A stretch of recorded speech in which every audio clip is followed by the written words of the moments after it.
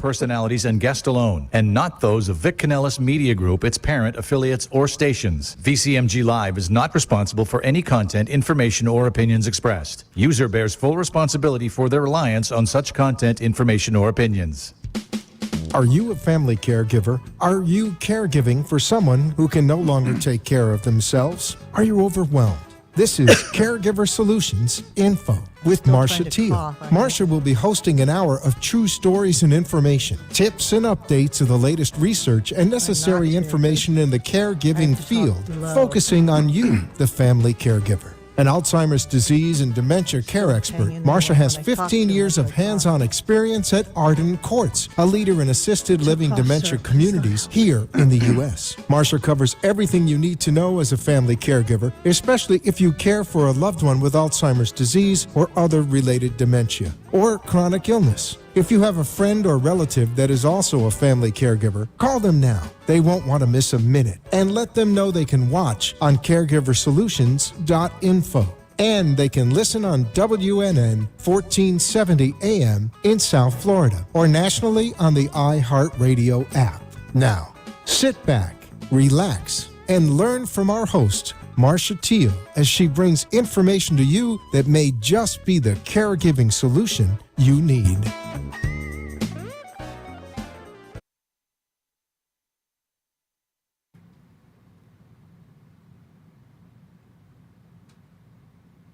Hi, everyone, and welcome to Caregiver Solutions Info Show. I'm your host, Marcia Teele, and I'm so happy that you're here today because we have another wonderful program for you on Caregiver Solutions.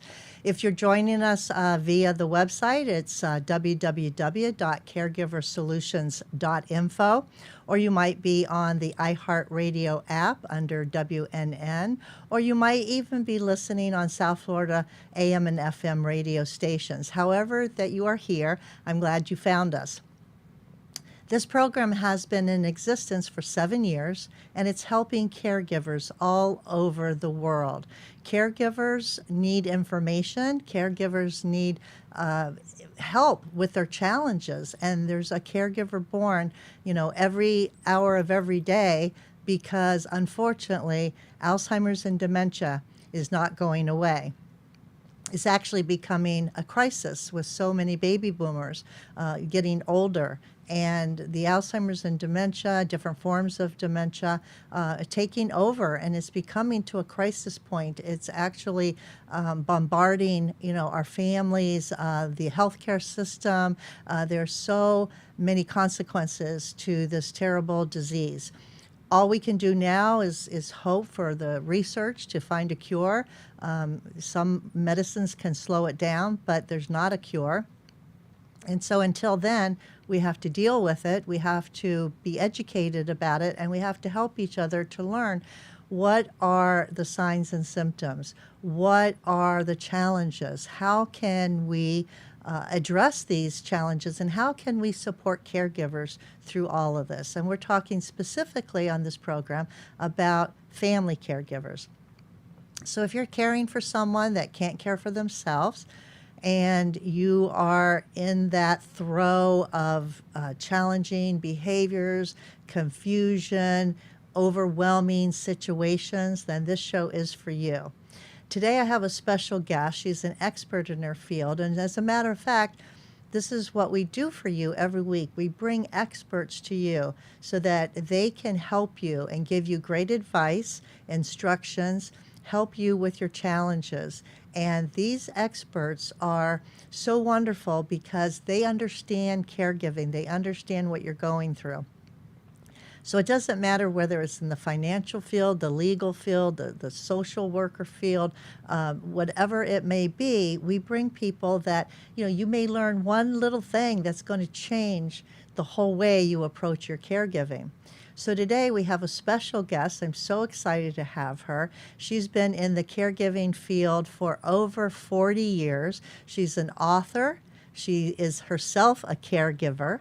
She's a mentor, a coach, and so much more, because her name is Sue Ryan, and she's joining us today from her home office in North Naples, Florida. Hi, Sue. Welcome to the show. Hi, Marcia. Thank you so much for inviting me. I'm glad to be able to be here and share. Well, I am too, because we were talking right before the program that this this disease is ongoing. Caregivers, are thrown into the situation not being prepared. And like you said, it's an industry that's not dying because it's just more and more and more people all the time are being diagnosed with dementia. And there's so many that haven't even been diagnosed yet that are suffering with it. And so I'm glad that you're here because you have been helping not only caregivers, but helping even big organizations, over 700 organizations, to learn how to better themselves, how to be their best. And through that, you've also journeyed over into the caregiving side, which I love because, everybody needs to be better. Everybody wants to be better. Everybody needs to learn things to be successful. And I love that you started in your professional life with organizations and corporations, and you also then lent that over to the caregiving industry. And I think that's amazing. So tell me first, how did you make that transition and why did you do that? I certainly did not choose the journey. The journey has been chosen for me multiple times over the last 40 years with different family and friends. And what happened in my first journey was actually with my next door neighbor. This was before the internet. And we started noticing that she was getting forgetful. She was repeating things. And she and her husband had been married for a number of years, and he was very firm about making sure he was taking care of her. And yet we could see him becoming quite drained as well. And the challenge we had is that we would all talk together and try to figure something out. And perhaps on Monday it worked, and then on Tuesday it failed miserably. At that point in time, we didn't have the resources we have now with the internet. People didn't talk about it.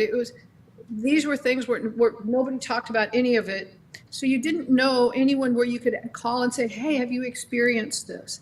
And so I talk about it being an emotional roller coaster and often feeling blindfolded because you don't know what's coming next, and it jerks you and it throws you off balance. And so my very beginning journeys were so much like that. I didn't know what I didn't know. And as my journeys continued, and they've kind of just gone from one to another, I've learned a lot. And now I'm passionate, while I'm still in the caregiving journey, I'm now passionate about sharing what I've learned so that other people's journeys are easier, they learn faster, and they don't have to worry about not knowing what they don't know, because now information can be there for them, and they'll know they'll never have to be alone.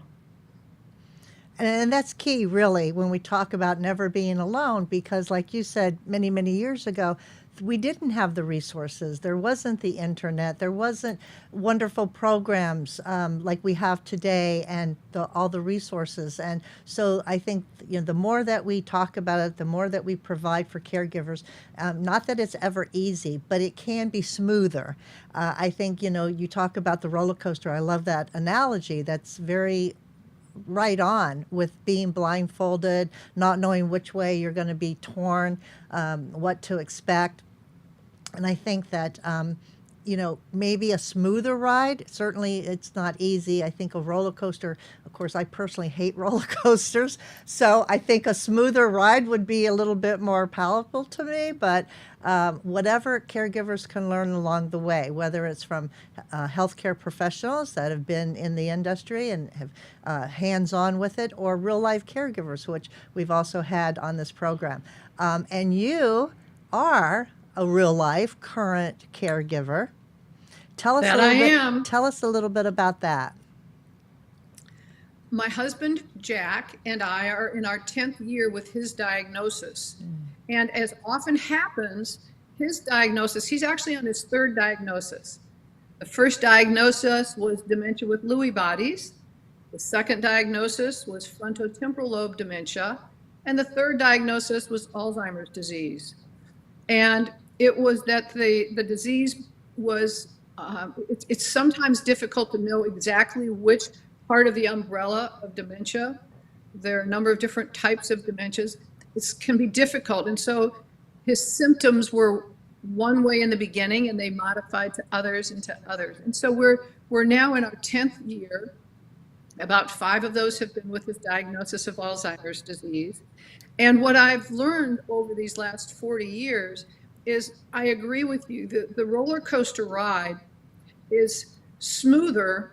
There are challenges, and yet what I've learned is now I'm not thrown off balance. Now I don't feel like I'm blindfolded. What I recognize is there are going to be times when, for example, when my husband goes into a new phase of his diagnosis, where there are things I don't know. And yet now it's easy for me to say, okay, I don't need to know. Let me do some research and let me reach out to people who've already learned this, and they can help me learn, and then I can apply it and see how it works. Well, now, Sue, because you have been helping caregivers and been in the industry for many years, and Jack was just diagnosed 10 years ago, people would maybe think, oh, well, you would know all about it because you've experienced it. You help people, you've helped your neighbors, you helped other people.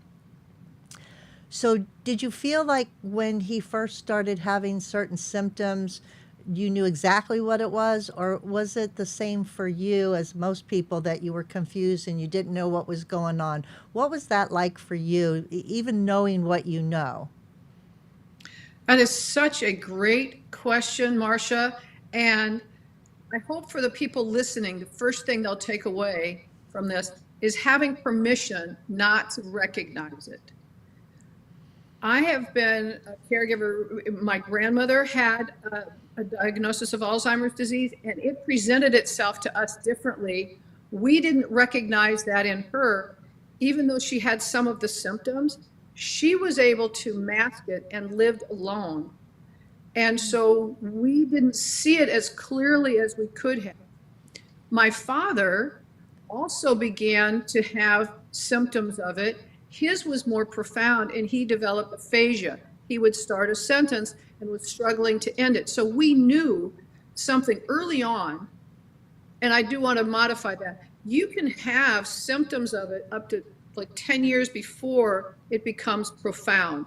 And so when it started manifesting itself, when his aphasia started, as soon as that started, we knew something was wrong, and we immediately went and got him tested.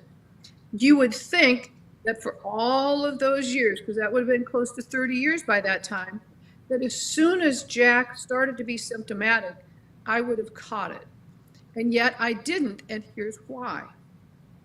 Jack was a very highly functioning executive, and at work, he had a number of people who would say, you need to be in this meeting, we need to do that. As long as he was pointed in the right direction, he could do those things.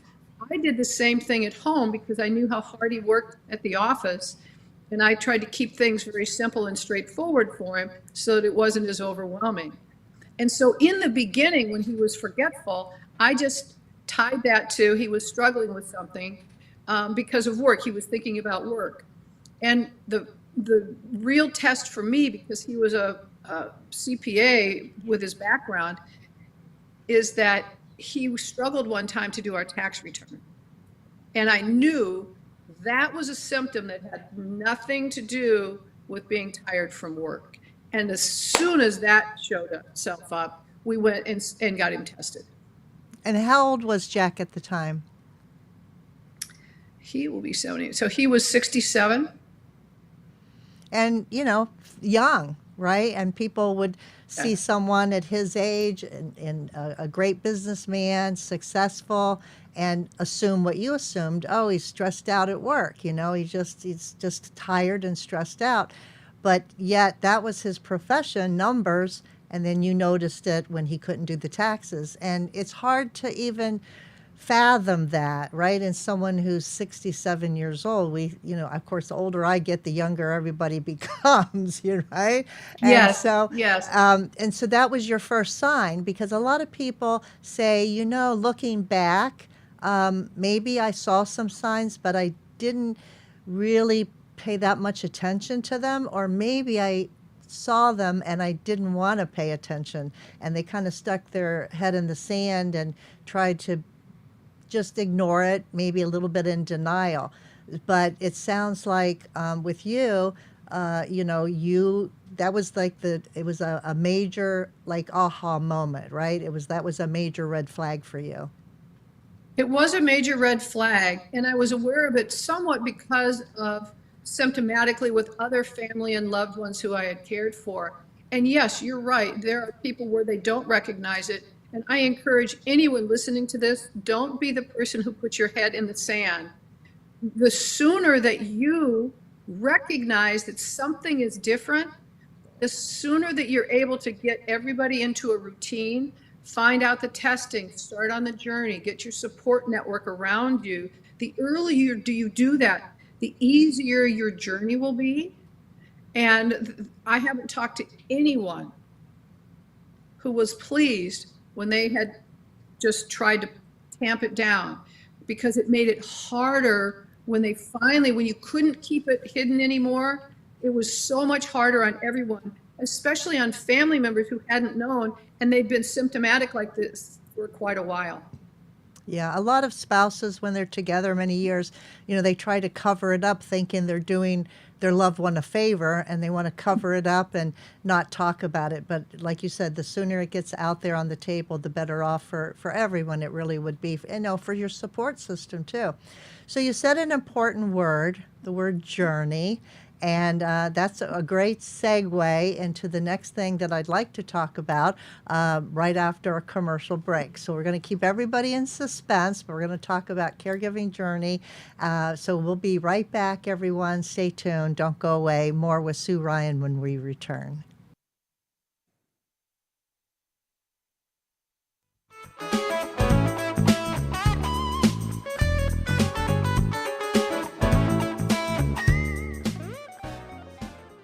Arden Court's memory care community has the expertise and experience to simplify and enhance your loved one's life and to protect you, finding the peace of mind you deserve.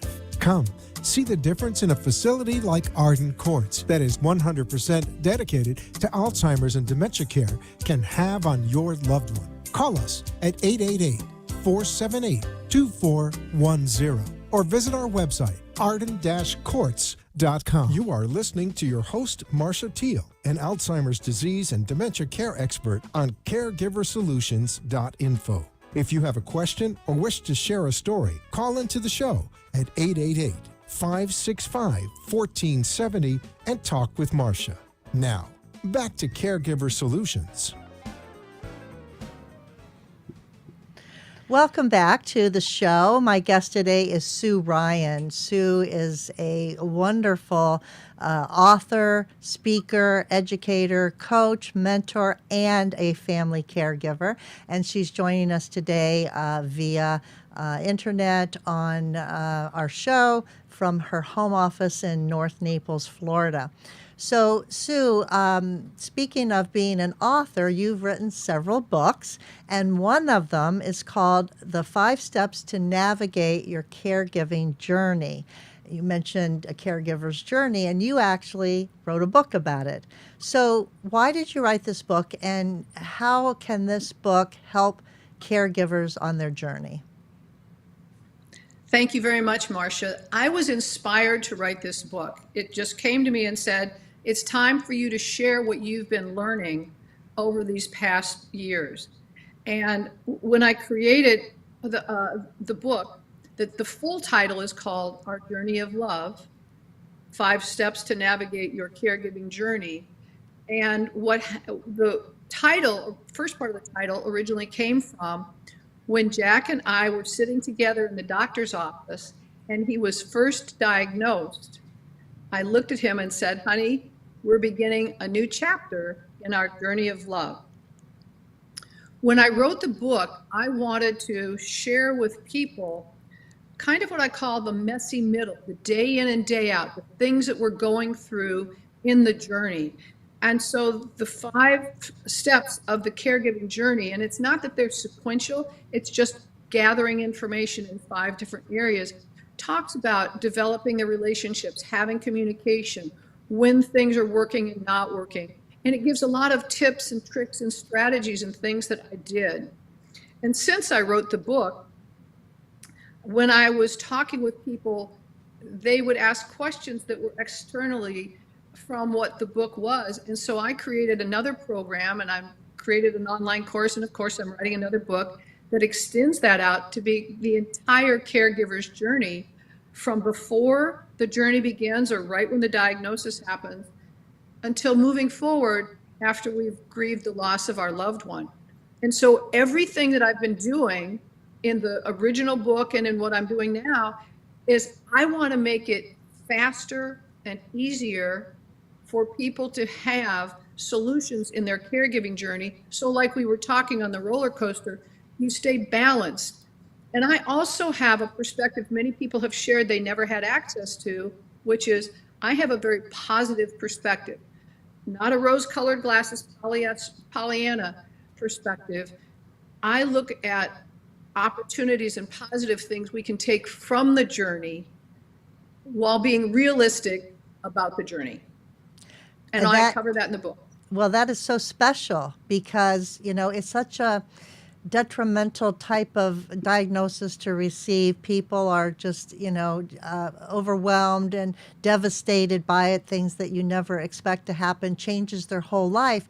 And it just makes you feel sometimes hopeless, right? But to find the positive, to emphasize positive things or opportunities within the journey, you know, to make it better is very, very hopeful for people. And it can be a good journey. And I know it sounds probably very strange to some people when you say a caregiver's journey. Probably some people think that right away, well, that's just really sad and lonely, but it doesn't always have to be. And I think that's what you're trying to say, is that it doesn't have to be that way. And you just have to have a different outlook, a different mindset. And I think that's what your book is all about, is sharing that with people so that there can be hope. There can still be life after an Alzheimer's diagnosis.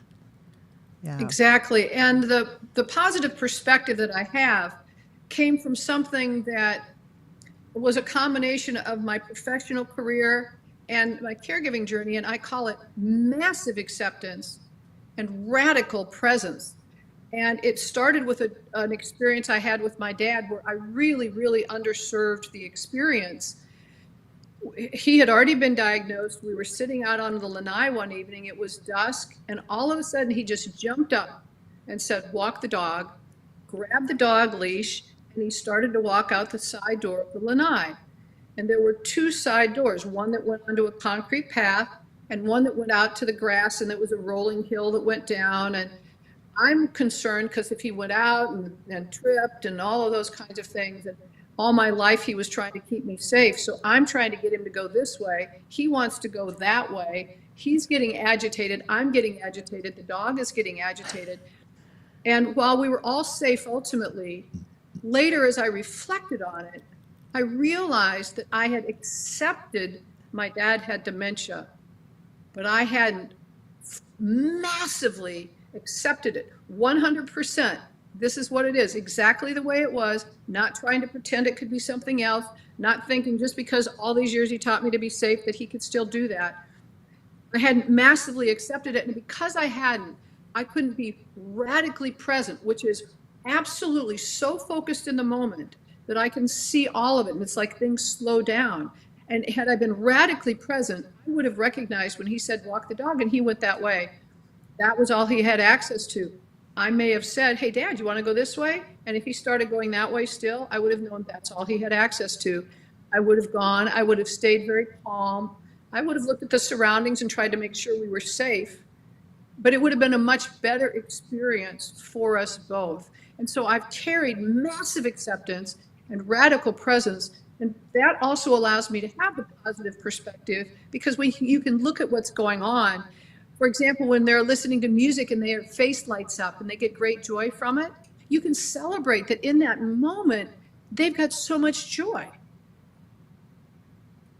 So how did you group five things together. There's 5 steps. I mean, I'm sure there could have been a lot more steps, but I guess you've prioritized these 5 steps as the most important ones. Can you sort of just in general tell us about the 5 steps without telling us everything in the book, because we want to get in and read it, but in general?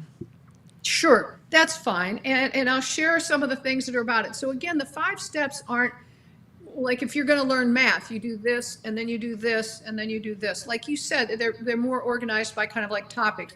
And for example, part of it in the beginning is figuring out the journey, starting and giving yourself permission to be like totally blindsided in the very beginning. Because for me, for example, healthcare is not the field I was in. I was in technology. I was in sales.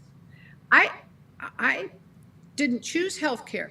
I'd never been in a role of caregiving. And all of a sudden, when the diagnosis is received, you want a PhD in the diagnosis to care for your loved one, and you want a PhD in being a caregiver. And by the way, this caregiver is this huge umbrella with everything underneath it. It didn't come with any kind of an instruction manual or a user's guide. And so years ago, oh, the caregiver does it. Oh, the caregiver does it. Oh, the caregiver does it. And so one of the steps I talk about is something that I brought in for my professional career, is when I had a very large project, I would break it down into smaller, more manageable pieces. And I did that with the roles of caregiving. For example, I'm Jack's primary caregiver, and I used to be for all of the things that he needed as long as I was qualified for that. When it became apparent that staying at home, I didn't have the capacity to keep him safe, and it would be better if he was in an environment where he had more social stimulation, I then stayed being the caregiver, the primary caregiver, but my responsibilities were diminished because I put some of those over into the community I moved him in, and I then became a care partner. So I identify about being a care partner, and then there's a care supporter, and so there are different kinds of things you do. And I'll give you an example of one of those when we were, give you 2 quick examples. When I moved him into the continuing care community, they called me from the care community after a couple weeks and said, Jack all of a sudden just doesn't want to shave. And I said, I can give you a solution for that, because I knew him. Mm-hmm. He Mass everyday Catholic, and he also would go to work every day. And so he shaved before he went to work, shaved to go to church in the morning before he went to work. And so I said, when he gets up, tell him it's time to shave, to go to church, and to go to work. He never had an issue. So my responsibility as a care partner, and I talk about this in the book, are to do everything I possibly can so that he's the best possible resident and I'm the best possible support for him. An example of this that was with the pandemic, I was feeding him lunch March 13th, and we were all asked to leave the facility right while I was feeding him lunch. It wasn't like you could wait till you were done. We had to get up and leave at that moment. And from that day forward until we were allowed in, which was nearly 11 months later, every single day I wrote a note that I could submit on the website of the community he was living in. I thanked the nurses, I thanked the administrative staff, I thanked the security staff, I thanked maintenance, the yard people. I sent different notes. I appreciate what you're doing. Thank you very much. Thank you for the care you're providing. Thank you for the risk you're taking. I wanted everyone to know every single day that they mattered and it was important. And so as a care partner for them, because I couldn't see him, when you've got Alzheimer's disease, you know, it's not like you can put the phone up and they're going to connect with it. And so I was relying on them to be the eyes and ears and care that I couldn't be. And I wanted them to know how much I appreciated that. So in the book, I talk about that. And then I talk about conversations. One of the other things is difficult or challenging kinds of conversations you may come. I call it the elephants in the caregiver's room. And I use the analogy of different things with elephants and tie that to the journey and kind of conversations with family members or conversations with the care community. There are changes in your physical relationship. They're getting legal things done. So I talk about a variety of different things. And then I also talk about this being your journey. I talk about not using labels for words, not letting other people define the journey for you. Do you have time for me to tell one other story that might be relevant for that? I would love for you to tell us. Excellent. One of the things that I've noticed so often over these last nearly 40 years now is that many people step into the role of caregiver and they immediately take what other people have told them. It's terrible, it's overwhelming, it's draining, this horrible disease. And that's what they come into it thinking. And so it becomes like a self-fulfilling prophecy. And I want people to have their own labels for things because it's the definition they use. I want them to have their own journey. When my husband was early in the time he was in the continuing care community, he was at a psychiatrist made an appointment to see him, and I had not requested that appointment. And so I said, well, I want to be there. And she said, oh, no, I meet with the patient by themselves. And I said, well, then you and I are going to meet before you meet with him.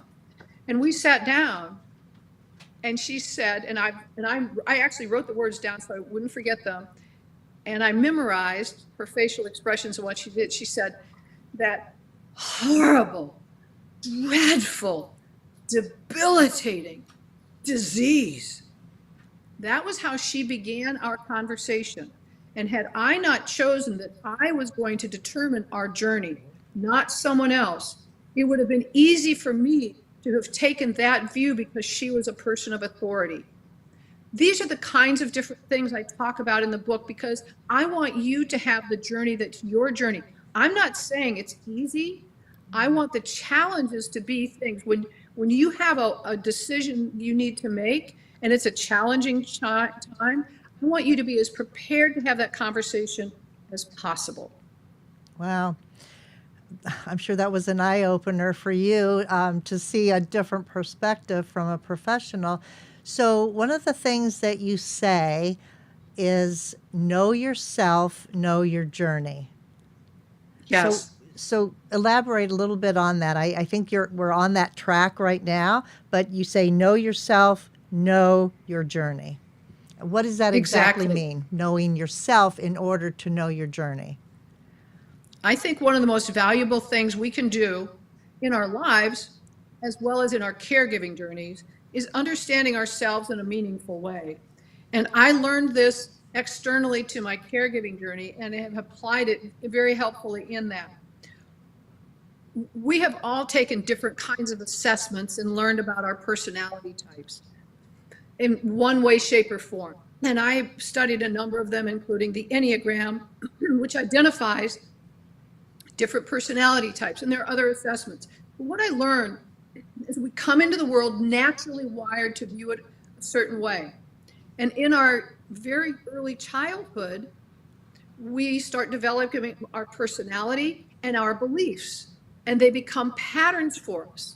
And a lot of those are really very good and very helpful. And yet what worked for me at the age of 7 may not be working for me now. And unlike insurance companies that remind you every year your policy's about to renew, hey, is everything going okay? We're not reminded that we need to look at ourselves and update our personalities. And there are people who, for example, when times are great, they're the best person in the world, but under stress, they become this completely different person, and they don't know why. They just like, well, that's the way I am. And so part of what I talk about in our caregiving journey is understanding how we're naturally wired to deal with stress. And when we understand that, we can understand how we can learn to deal with stress better and not looking at how somebody else deals with it because they're different than we are. And so as we understand that, it makes our journey easier because we're not struggling with ourselves. We're not as overwhelmed because stress isn't overwhelming us and having us get way off balance because we don't know how to deal with it. It makes us be able to stay more balanced as caregivers. It also, and this is huge, it gives us permission to focus on what we're good at and ask for help in the areas we're not. And instead of judging ourselves and saying, oh, I'm no good, I'm a failure, it's like, no, I know myself. The best thing I can do so that I can be the best version of myself possible is focus on these things and get support in these areas. That is tremendous, right? I mean, I have known caregivers over the last 20 years that have said those exact words, right? And other caregivers, of course, you know, someone says every caregiver's journey is different because every person that's been ever diagnosed with some form of dementia is different. And even if you have different people diagnosed with the same thing, they all have Alzheimer's disease, they're all going to be different because the people are different and the disease exhibits itself differently and the personalities and everything is different. So when you get advice from someone who knows someone who knows someone, that doesn't apply really to you or your situation. And I just had a caregiver tell me I facilitate a caregiver support group every month. And one of the gals that comes, she said, you know, I don't want to hear about a neighbor's husband's sister's mother, right? That doesn't mean anything to me. She said, I take care of my husband. I only want to talk to other women who take care of their husbands because I can relate to them. Nobody knows what it's like.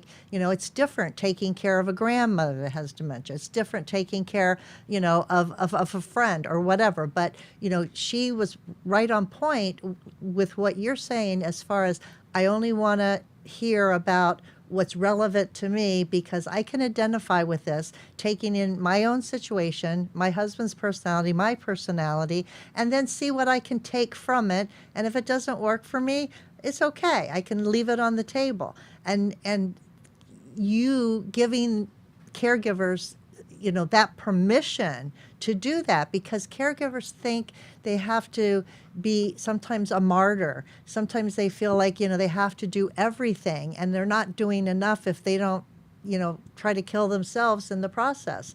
And I think caregivers really do need to hear that. And thank you so much for sharing that. I just thought of one other piece that's also very helpful with that. And it is especially if you invite someone else into the home as someone who's hired or a volunteer, when you understand their personality as well, part of having the relationship be as good as possible when they're working together is being able to understand personality dynamics. And it's very simple. This is not something you need to go to school for. There's some very simple pieces of it. And yet it makes it easier for people to have a more positive relationship together. Absolutely. I love that.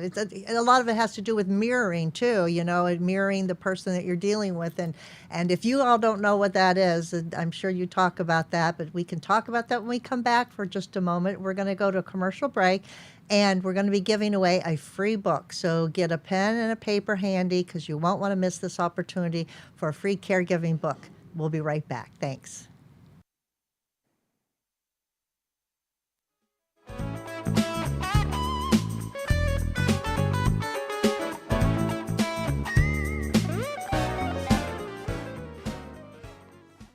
Feelings of depression, isolation, and frustration are common among persons living with Alzheimer's or related dementias. It's common among those who care for them, too. It takes a lot of patience and courage. It also takes knowing when you can no longer do it alone. At Arden Quartz, memory care is all we do. Talk to us. We know. We understand. We can help.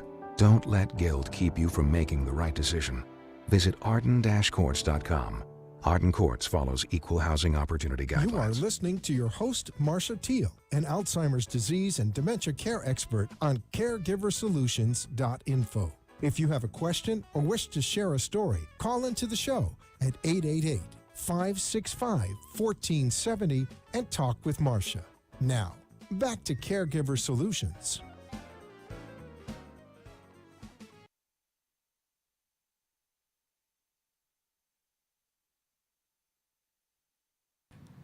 I'd like to take this opportunity to thank our national sponsor, Arden Quartz Memory Care Communities.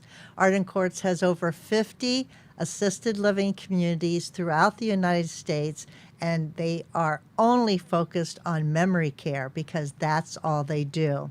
Arden Quartz is a great resource for you, whether you're looking for support groups or seminars to learn more. And today, just because you've tuned into this program, they'd like to give you this free book. It's called The 36-Hour Day. It was written by Dr. Peter Rabins and Nancy Mace, and it's actually in its 5th edition. It's so popular. It's been around a long time, but because it's continually updated, it's fresh, it's new. And if you're a caregiver and you haven't read this book, I highly recommend it. Today you can have it just for the asking, and the way you do that is send an email. The email address is delray, D-E-L-R-A-Y, at arden-quartz.com. Delray at Arden, A-R-D-E-N, -quartz, C-O-U-R-T-S.com. Tell them in your email that you saw this free offer for the 36-hour day book on the Caregiver Solutions Info Show. Give us your name, your address, and your telephone number, and they'll be happy to mail the book directly to you. Again, if you don't know this book, you haven't read it, get it today because it will really help you. So today my special guest is Sue Ryan. Sue also wrote a book, and it's about her journey with her husband Jack, who was diagnosed 10 years ago with Alzheimer's disease, and all that she's learned along the way being a caregiver over 40 years and helping companies and professionals as well as family caregivers. Which, hi Sue, welcome back. I just talked about caregiving and professionals, which leads me to ask you, some people may not know the distinction between a professional caregiver and a non-professional caregiver. Would you like to explain what that is? Sure.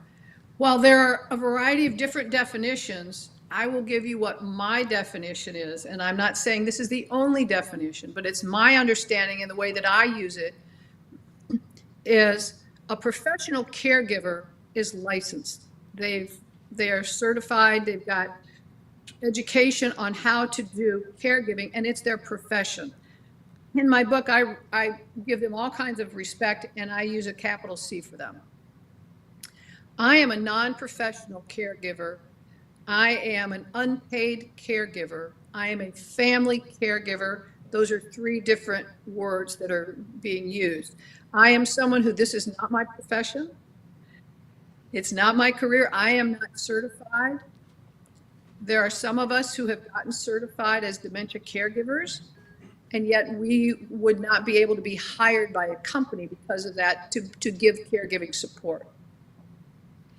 And it's important for people to know because, you know, we're thrown in really unexpectedly into the role of being a caregiver, although there are other caregivers you can pay to come in and help. But today we're talking about the family caregiver, the unpaid caregiver, and your support for them through the books and through your online courses.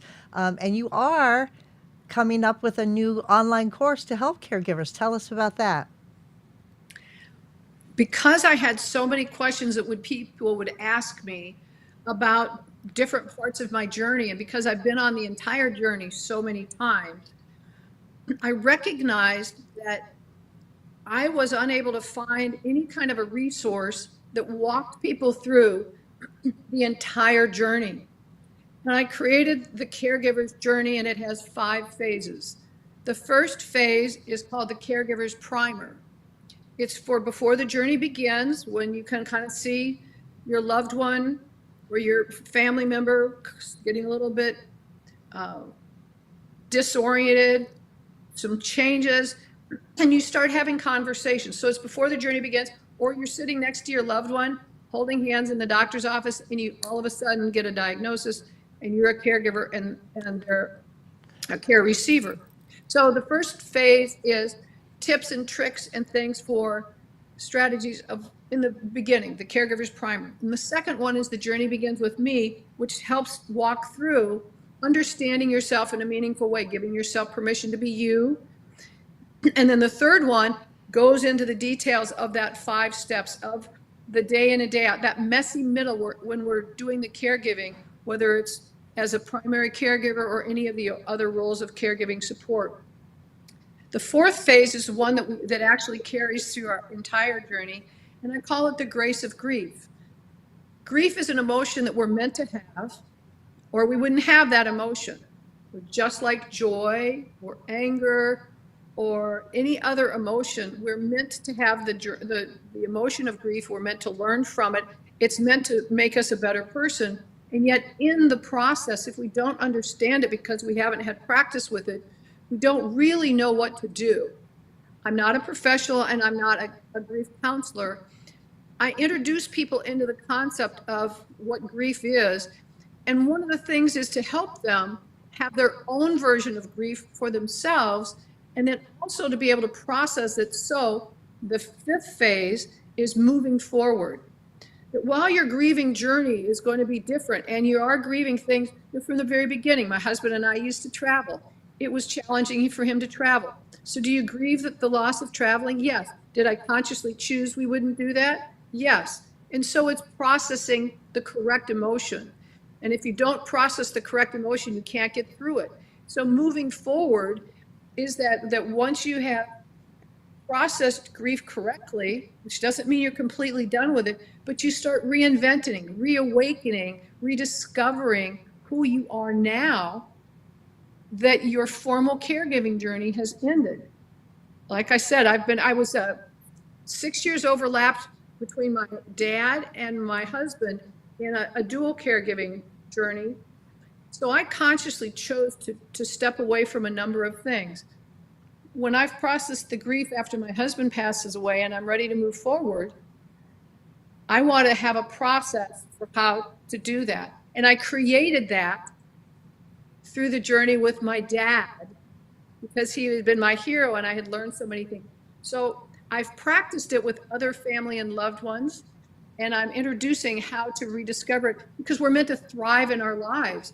And so when we're finished with our formal journey, is how do we get back to recognizing who we are now and who we can become, and giving ourselves permission to be that person. I think that is so important. I love that part of the journey discussion, because so many caregivers who have lost their spouse to dementia, they're lost now themselves. They've lost their purpose. They've lost their life because it was so tied in with the caregiving and with their identification as a caregiver. And they are at a loss. And what now, right? And I think that is a wonderful next step that you're addressing for those caregivers. You actually say on your website that your role as a caregiver has helped you in other roles of your life. How so? Absolutely. Thank you very much. Yes, first of all, having brought together massive acceptance and radical presence has made every other area of my life easier, because I'm not worried about things I can't control. And of course, all we can control is ourselves. I accept exactly where I am without judgment. When I have something I'm struggling with, I explore my beliefs to make sure that my beliefs are current and up to date. And those are the kinds of things that can help me. And it also helps me to recognize I'm not meant to be great at everything. It's okay. I can get help. And the other thing that has been a huge impact for me that I've learned from my caregiving journey, if we're not processing the correct emotion, we can't work through our emotions and we can't move forward. For example, in our caregiving journey, we often have anger and frustration, guilt, worry, sorry. We have a variety of different things all jumbled together. And when we do, we can't get clear on any of those emotions. We can't process them. So we go through our entire caregiving journey being worried, feeling guilty, apologizing for things we don't need to apologize for, struggling, and not being able to have the purity of that emotion. Having learned all of that, and now whether it's in other experiences with my family, if it's in my professional career, if anything else I'm doing, I now make sure that I'm having the correct emotion for the experience, process it, know that I can only control myself. I don't have to be great at everything. And it just makes life easier. Wow. So I imagine that that's why you have said that the caregiving journey and the tips that you share in the caregiving journey that are so beneficial and so relevant to caregivers can also help people that are not currently a caregiver. And that's what you mean by that, right? Helping them process emotions, helping them to get through the day-to-day life and struggles. And you don't have to be a caregiver to benefit from that part of life and your journey. And I think that all ties together. I love that. Thank you. It's wonderful. So if people are listening and watching today and they're interested in learning more, I'd like for you to share how they can purchase your books. And also, if they're interested in taking the online course, maybe you'd like to give your website address where they can go on and learn how to register for that. Absolutely. Thank you very much. I'm going to launch the course on September 27th, and that date just happened to have come to me, and it's my husband's birthday. Oh, nice celebration. I'm launching it then. Nice celebration. I'm going to put the link out on my website. My website is SueRyan.solutions, SOLUTIONS, and I'm going to put it on the media page.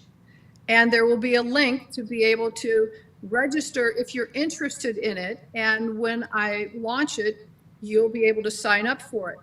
One of the things that I choose to do because of my journey and because I want to make it easy for everyone is while I'm delivering a number of sessions, I'm making each one very short, 5 to 7 minutes at the very most, so that as busy caregivers, people can step into whatever's relevant for them at the time.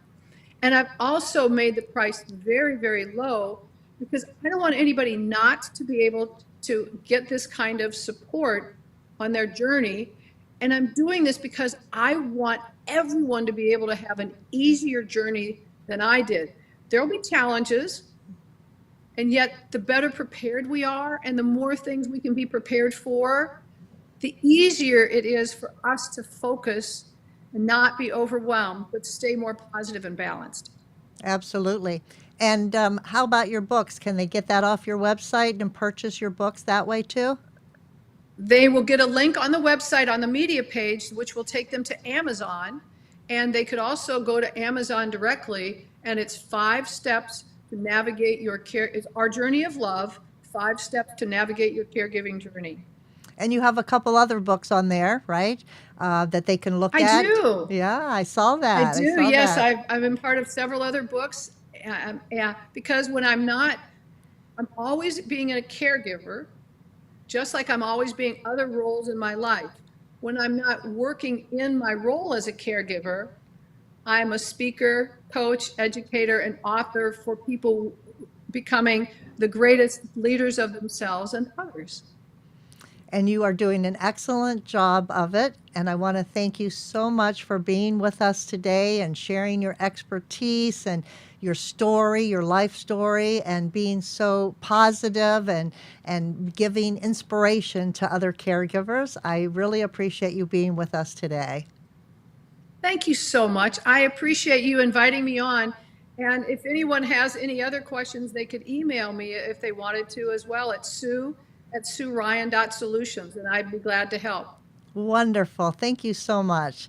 And I want to thank you, the audience, for tuning in today, too, to this great show and watching Sue Ryan and hearing about her journey and her help that she can give other caregivers on their journey. And so if you would like to learn more, you can go to her website. And again, her website is SueRyan.solutions. We're going to be back next week, same time, same place, every Tuesday, 6:00 p.m. Eastern Time, with another show on caregiversolutions.info. So be be with us then. Until then, have a great evening, have a great week, and take care of yourself, caregivers. And we'll see you next time. Thanks so much. Bye-bye.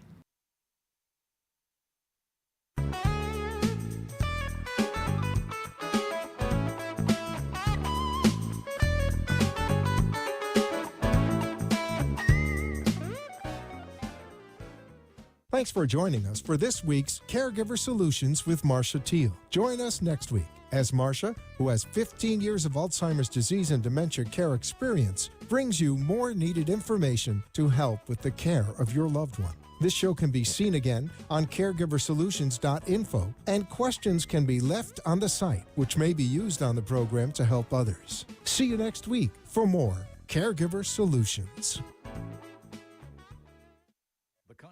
The opinions expressed on the preceding sponsored program were strictly those of its host, guests, and callers, and not necessarily those of this